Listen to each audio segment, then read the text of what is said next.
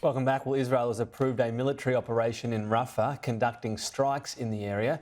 The move came hours after Hamas had announced it had accepted an Egyptian-Qatar ceasefire proposal. Israel says the deal does not meet its demands, but will send negotiators to discuss.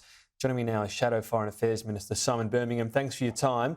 Initial indications, Israel not necessarily going to support this, but they're going to be involved. Should they be really searching hard to try to find some common ground here, given how long this war has gone on?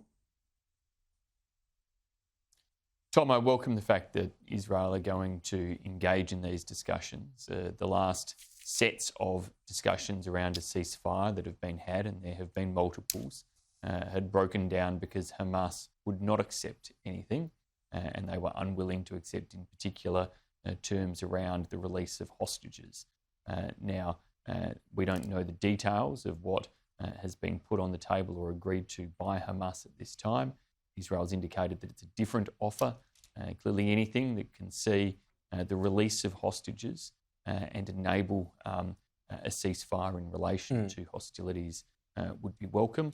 But there are obviously many terms to be assessed. I mean, frankly, it shouldn't take this type of negotiations. If Hamas had any care for the well-being of the people in Gaza, if they had any sense of acknowledging the wrongdoing that occurred on October 7 last year, then they would release the hostages unconditionally on the expectation that that would enable a ceasefire rather than all of the other terms that are attached to any type of hostage swap or the like.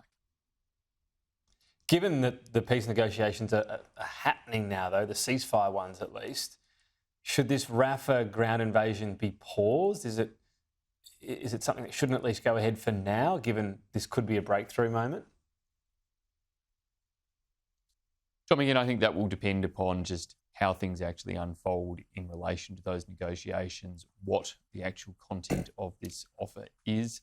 It's important that Israel has regard for the humanitarian situation in Rafah, is careful in the way in which it executes any operations there to seek to minimise civilian. But couldn't it at least like 2 or 3 days to see what the tone of the talks are before going in Rafah?